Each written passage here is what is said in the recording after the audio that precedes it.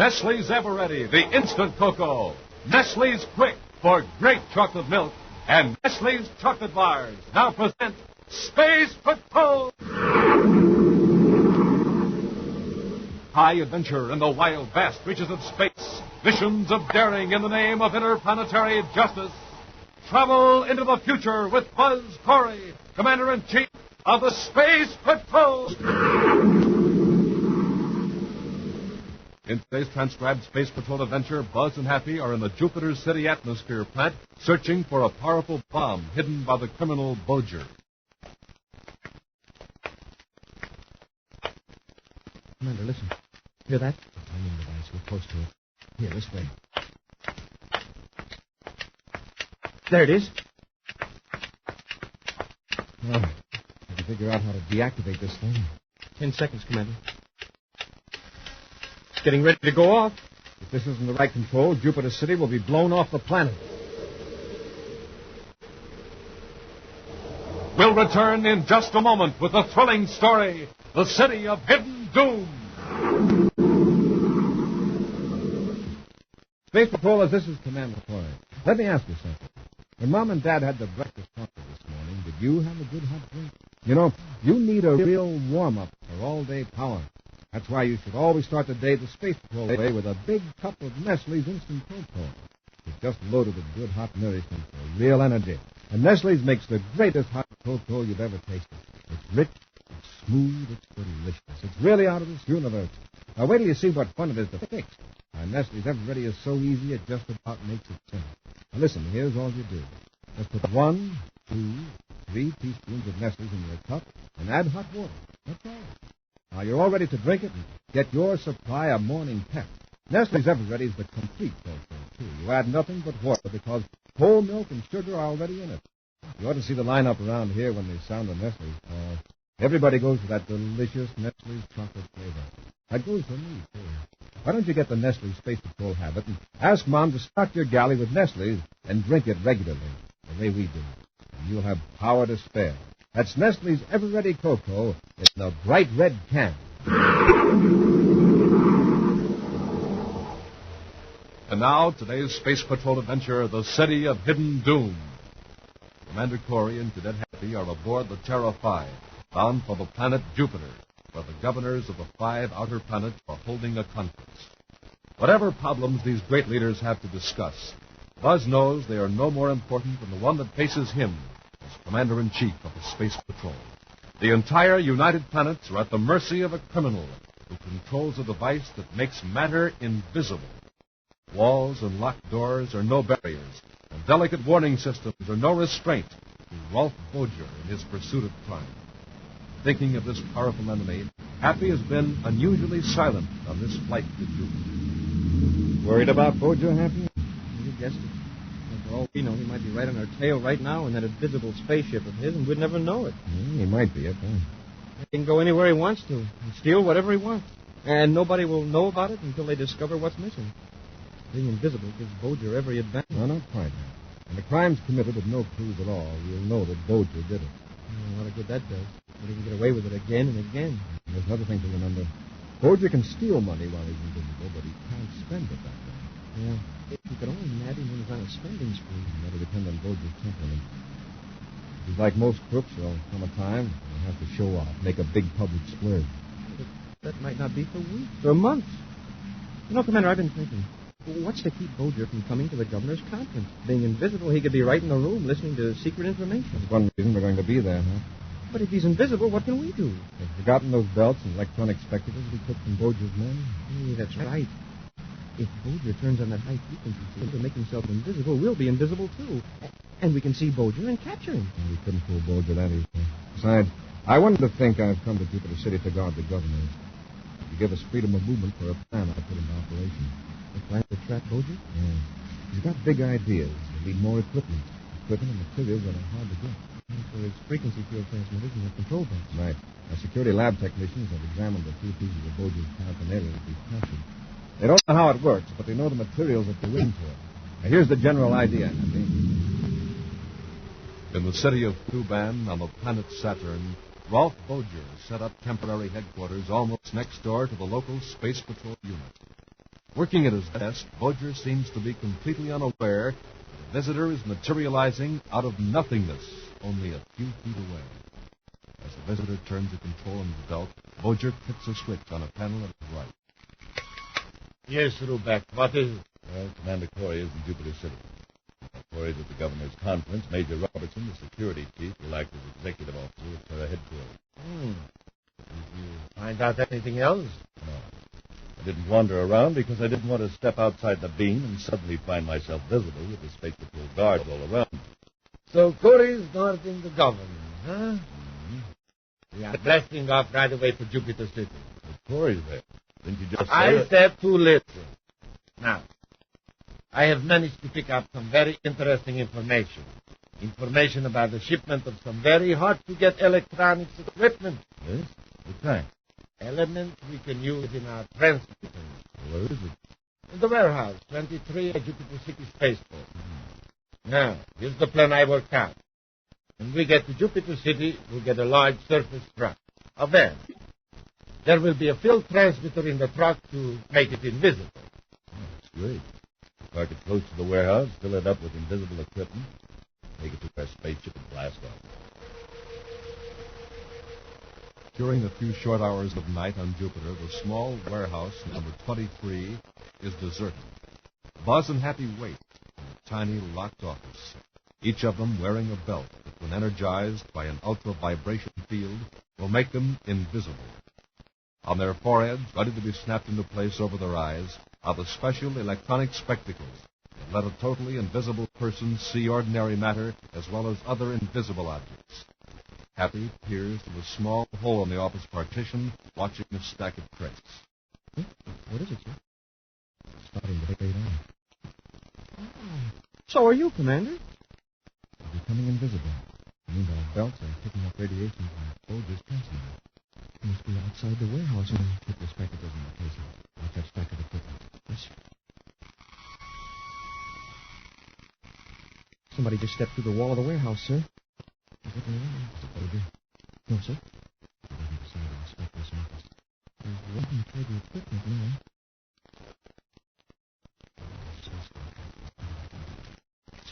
Are you sure it's a warehouse? But let us move back. Not a stolen site. I've located what we're after. The van isn't any big either. Quite a lot of stuff here. Make sure there is no watchman around. Now, there's nobody here. Anyway, there's a small office just to the right of the crate. Looks like it's locked up. Guys, make sure. I provided the electronic field so they walk through the partition. All right.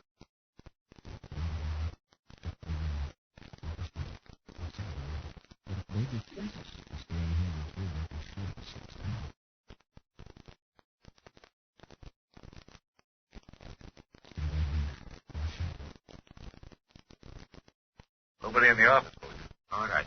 Get busy and load the van. Some of those boxes are pretty big. I may need some help. I am not leaving the truck unless I have to. Get busy. All right. Bolger's probably in the cab of the truck. We could grab him while his pal Rubeck is in the warehouse. I can't feel this dangerous now. Bolger would suddenly alter it to cut it off. It might catch Rubeck half in and half out of the something. I never thought of that. Without picking Bolger off, we gotta find out how the transmitter is. Here comes Rubeck with a crate, sir. Right through the warehouse wall.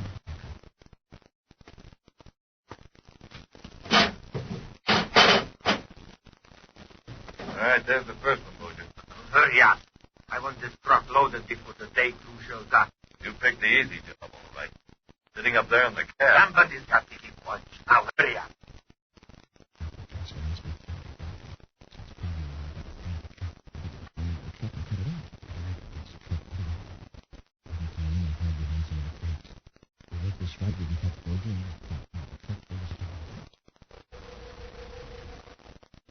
Rubeck makes trip after trip from warehouse to truck while Bolger watches from the cab. When the van is full, Buzz and Happy climb aboard. Invisible men in an invisible truck.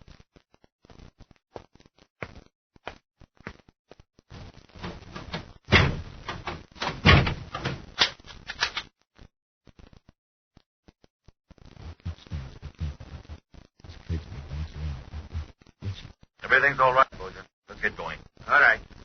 Well, it looks like it is a profitable night's work, Rubeck. Yes, sir. inevitable night's work.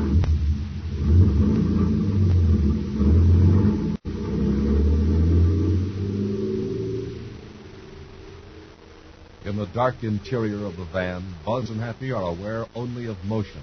It swerves from side to side as the big truck rumbles to an unknown destination. After several moments, it comes to a stop.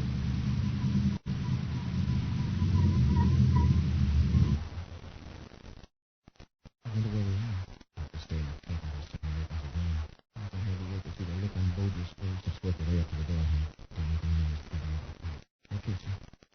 I wonder if the truck is still invisible. I don't think so. Jump low. Open the door. Don't move it. Let the truck go for a minute, Rubeck. Don't you want it unloaded? It will be all right here in the garage. Come on. All right. Garage, she said. We're in the garage. We'll go and move back to leaving town now. That'll give us a chance to get out of the van and be ready for it. Let's go. Easy, I'm opening the door.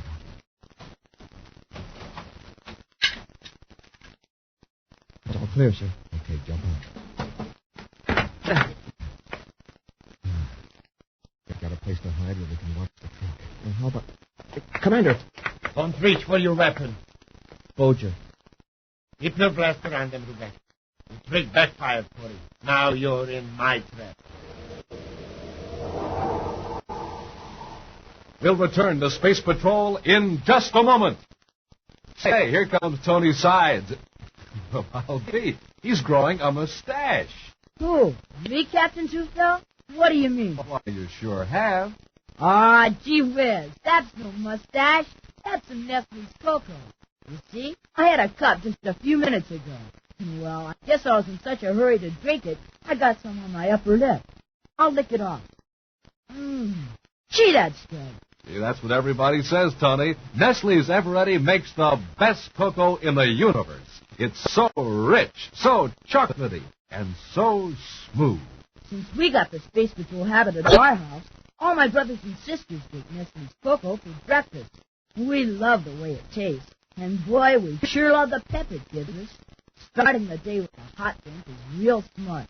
Especially when that drink is Nestle's cocoa. You said it. And Nestle's Eveready is so easy to fix, it practically makes itself.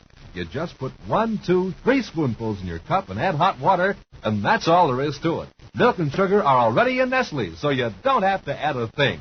Say, as long as Nestle's cocoa is so good and so easy to fix, well, I mean... You mean we ought to fix us some real fast? Maybe both get mustaches? You bet.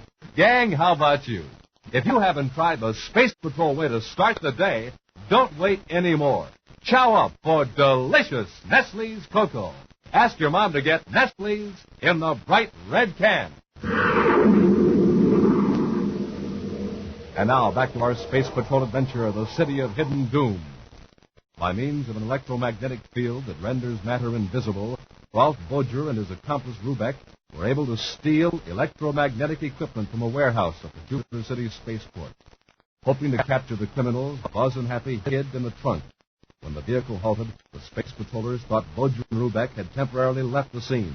Upon leaping from the truck, however, Buzz and Happy were surprised by the criminals, who rushed them with blast guns. That's it, Corey. Hold your hands high. You too, Cadet. Take their weapons, Rubeck. All right. Well, how about those belts they're wearing? Remove them. They won't be needing them anymore. What are you going to do when the Space Patrol places this van here to the garage, Boger? The van cannot be traced, Corey. It was driven here with the invisibility field on. When did you find out we were in the truck? When I was loading it back at the warehouse, I saw you duck behind a box, Cadet, so I pretended to come back and check the warehouse once more. Get into that room, Commander. Go on. You heard of me. Both of you, get moving. I will lock you in here while I tend to a small errand. And you'll find out for yourself that it is impossible to escape.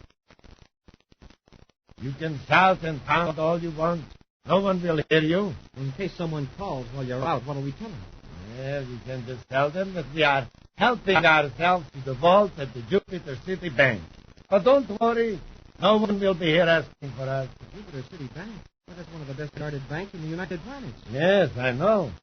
But we can walk right through Endurium walls, calmly help ourselves, and walk out. We won't even put them around. You'll see us soon, Corey, for the last time. Shut the door, Rubeck. Well, when I looked at this place, this invisibility gadget is the only thing that could get us out. It's a heavy door and there's no window. Nothing in here to use the battery. If it's been cleaned out, the Bojan must have kept the room ready for a use like this. Look carefully, and every time I have to come before the overlook anything that would mean a way out of here.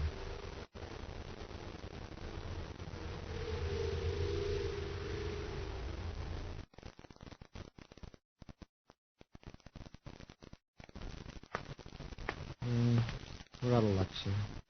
Anyway, we tried. There's one place we haven't looked at. Unless there's a trap door in the floor, I don't know where it would be. There's a beam running across the ceiling. I'll boost you up, you can reach it. Well, sure, but I don't see what... You haven't much time. Just sit on my shoulder. Yes, sir. Yeah. Okay, Commander. Right, Hap. Get along the top of the beam. I'll walk from one side of the room to the other. I don't think we'll find anything. There's barely enough room for my fingers between the beam and the ceiling. Cover every inch very carefully. Find anything? Just dust and some spider webs. I'll move farther down. Hold it, Commander. Here's something. It's a smooth strip of metal. Yeah, I guess it was... Whoa! Endurium bomb. Jump down, Hap. This may do it. It's not very big, sir. You couldn't hammer the door down with that. No, but it may be thin enough to stick to the crack at the hinge side of the door.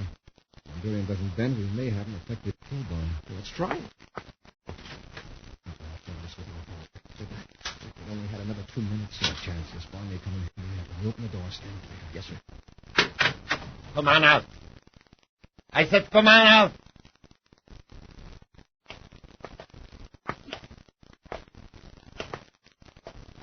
You've got something behind your back, Corey. And you will notice I have a blaster in my hand. Now drop whatever it is you are hiding and don't come any closer. Now, if you don't drop that tool or whatever it is, I'll fire. All right. I see I returned just in time. By the way, Commander, our visit to the bank was quite profitable. I am now a millionaire. Bojan, we've been tricked. What do you mean? It's crates we took from the warehouse. There's nothing in them but junk. What? Boxes. It's nothing but scrap metal and some old useless electronics equipment. Back, you fool. You loaded the wrong crate. No, I didn't. The numbers checked with the list you gave me. Got it. You had something to do with this. You didn't think I was going to give you new equipment, did you? So, that's how you happened to be in the warehouse, huh? You planted that information on one of my agents. Right. I found out who he was from one of your men we've captured. You... Watch it, Bojer. You'll blow a gasket. Well, I show you that nobody makes a fool of Ralph Bojer. Your life isn't enough to pay for this swindle, Corey. The entire city is going to pay the penalty. What are you talking about? The United Planets are going to learn to respect me. And to teach them that lesson, I'm going to destroy Jupiter City. Wait a minute, Bojan. Shut up, Ruben. Those explosives in the subcellar of this building. We are going to get them. There isn't enough there to destroy a city this size, and anyway... One bomb will do the job. If it's exploded in the right place. In the atmosphere plant. Bojan, you can't be serious. You know what'll happen if that plant's blown up? Of course. The atmosphere shelf will be shattered. The heavy poisonous gases of Jupiter will pour into the city. This mass murder of innocent people. What good is it going to do you? It will teach the entire universe the folly of defying Ralph Bojer. What about us? Putting the city down around our own heads isn't You going to... idiot! You don't think I intend to stay here, do you? By the time the bomb explodes, we'll be thousands of deals away from Jupiter. Rubeck, listen. Don't let this maniac force you to... Shut up! I know what I'm doing. After you unload that junk out of the van, you're going to help Rubeck bring the bomb out from the saddle. Moments later, an invisible truck bearing its deadly cargo rolls through the streets of the unsuspecting city toward the atmosphere plant. Leaving Rubeck at the truck to direct the protecting beam of invisibility, Bojer forces Buzz and Happy to carry the bomb to a vital part of the building. Just keep going, gentlemen. A little faster, please. How can we go faster? We can't even see. Why didn't you let us wear those electronic spectacles? You might be distracted. Just a few steps more. There. Set the bomb down. Now, stand back. I'm going to set the timing device. And just remember, I'm still covering you with this blaster, so don't attempt anything daring. How much time are you giving? Just a half an hour. The bomb will explode at 1,600 hours. You may be interested to know that it is resting in a hollow space between two thick concrete walls. Well, no one could possibly find it. Exactly. And also, that it will do the most damage. Now, let us return to the truck. I'm rather anxious to get to the spaceport and blast off. I trust you understand. Driven by Bolger, the invisible truck races to the spaceport, with Buzz and Happy in the rear under the watchful eyes of Rubeck. As the truck pulls to a stop, Bolger calls back to his miniature spacephone. Everything okay back there, Rubeck? Yes. You wait here in the truck until I get the spaceship ready for blast off. I've loosened the bracket on the invisibility field transmitter so you can carry it to the ship. All right. And remember, keep that invisibility field on until you're aboard the ship. Yes, I know. Get going, Bolger. Okay. I take care of the money. When you leave the truck, lock Corey and the cadet inside. I'll see you later. Bolger out. Rubeck, listen. You don't want the destruction of an entire city on your conscience. Let's go back and deactivate that bomb. Are you crazy? Even if I wanted to, I couldn't find it. I was in the truck, remember? And you two weren't wearing electronic spectacles, so you couldn't find it either. At least we could try. Yes. What have you got to lose? It's different. I'm getting aboard that ship with Bolger. And my share of 1 million credits. Rubeck, listen. Bolger will double-cross you sooner or later. He's done it to the other Keep guys. quiet, cadet. I'm getting ready to run for the ship when I hear the word from Bolger. I'm getting out of the truck. I want you to hand me that field transmitter. Remember, I've got this blaster ready. All right, Corey. Bring me the transmitter. Okay. It's rather heavy. Corey, you clumsy fool. You set off the field. Well, so I have. Rubeck, what's the matter with you? Why did you cut off that field? Are you ready to blast off? You idiot! What do you think the guards will do when they see the big truck suddenly appear out of nothing in the middle of the blast-off strip? Corey did it. Shall I come aboard now? You bungler! I can see two patrol cars heading this way now. To take the truck off the strip, I'm blasting off. No, Bolger. Wait for me. The bomb! You can't leave me here. Wait, Bolger, wait! It's done. We're in the same fix we are now, Rubeck. Might as well help us find that bomb. I've still got a chance. Small private cruiser over there. I'm blasting off when I catch up with Bolger. That satchel there in the truck. The joke's on Bolger. He took the wrong satchel. The bank money's in this one. Come on, or I'll blast you. Give it to him, Bob. Yes. Thanks. Now, I'm heading to that cruiser. If anybody tries to stop me, I'll blast them to bits. So long, Commander. Commander, can't we do anything to stop him? I think so. Now, get me a pair of those electronic spectacles. Somewhere here in the truck. Yes, sir. I'll get this field transmitter to work. It's on. Now, you can focus it on Rubeck. Here are the goggles, sir. Oh, thanks. Find a pair for yourself. The trucker's going to be invisible in a few seconds. The patrol cars won't see us. That's not important now, Hap. Let me have that miniature spacephone. Yes, sir. Commander, Rubeck's almost at the cruiser. Rubeck, this is Commander Corey. Can you hear me? Yes. Thanks for making me invisible. How do you think you're going to operate a spaceship when your hands will pass completely through the controls? What? Remember, the ship will still be solid matter, and you're practically a phantom, a ghost. Corey, cut off that field. I'm getting the orders now. You're going to help us locate that bomb. It's your only chance to save your own skin. All right. You win, Corey. Now throw that blaster down and come back to the truck. I'm coming. Smoking rocket, Commander. It's 10 minutes to 1600. We've got 10 minutes to save Jupiter City. With the thoroughly frightened Rubeck between them in the front seat of the truck, Buzz and Happy rush the huge, invisible vehicle through the streets to the atmosphere plant. Then they watch carefully as Rubeck, trembling with fear, adjusts the transmitter, projecting a beam of invisibility through a solid structure of the plant. There. That's the way I had it adjusted before. All right. Come on, Rubeck. Let's get that bomb. I'll wait here at the transmitter. Something may go wrong. Sure to go wrong if you're here. Yeah, after we shut the bomb off, you'd cut the field transmitter and leave us stuck somewhere inside a concrete wall. No, I promise. We're taking no chances. Come on. No. Oh, Won't go in there without someone watching things. I don't want to be buried alive. We haven't got time to argue, Rubeck. Let go of me! This'll keep you quiet. I hope he stays out cold until we get back. If we don't hurry, we won't get there. 2 minutes, that bomb will go off. Come on, Hap.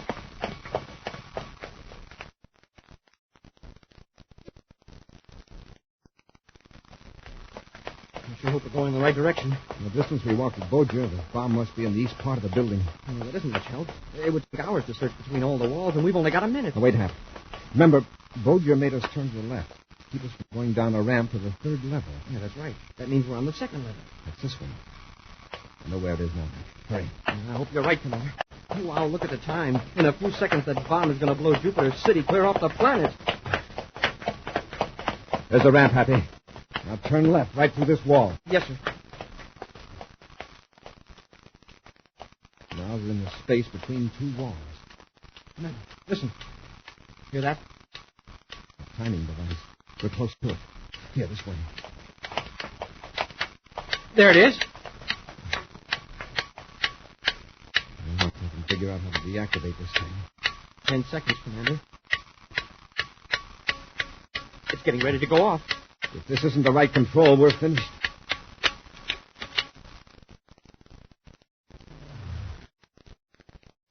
Commander, this is something I never thought I'd be able to see. What is it, Peter? It's now 10 seconds after 1600. Time to get to work. I love this bomb. Back to the truck. Turn it over to the munitions experts. Come on. Hey, Rubeck, wake up. Snap out of it. You've slept long enough. The bomb.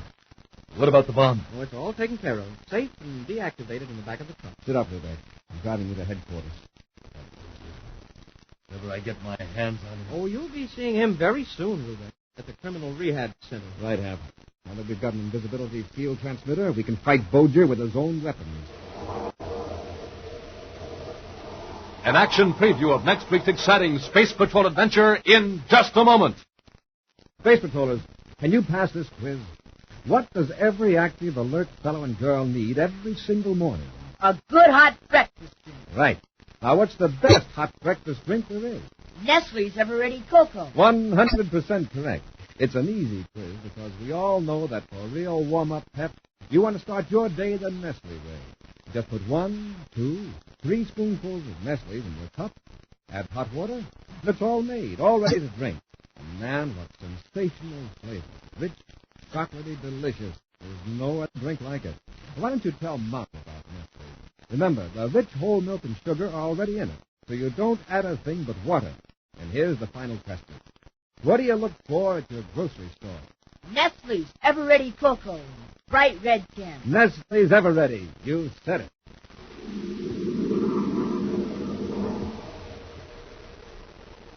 And now, a preview of next week's exciting Space Patrol adventure. Buzz and Happy are on Neptune following the criminal Ralph Bojer into a deserted factory building. An invisibility transmitter concealed outside enables them to trail Bojer through the solid walls of a huge metal tank. Wow, it's sure dark in here. Now's a chance to close in on Bojer. When we step through the other side of the tank, rush him. Yes, sir. Oh, Commander, the wall is solid. We can't get through. Something happened to our invisibility field transmitter. We're sealed inside the tank. Be with us again next week for the thrilling Space Patrol story, Escape from Neptune. Space Patrol, created by Mike Moser, starring Ed Kemmer as Commander Corey and Lynn Osborne as Cadet Happy, was written by Lou Houston, produced and directed by Larry Robertson, executive producer Helen Moser. Other players were Kent Mayer, Bela Kovach, and Tony Sides. Dick Tufeld speaking. This week's Space Patrol was brought to you by Nestle's Ever-Ready, the instant cocoa. Nestle's Quick for great chocolate milk. And famous Nestle's chocolate bars. This program is broadcast to our armed forces overseas through the worldwide facilities of the Armed Forces Radio Service. Space Patrol came to you transcribed from Hollywood. This is ABC Radio Network.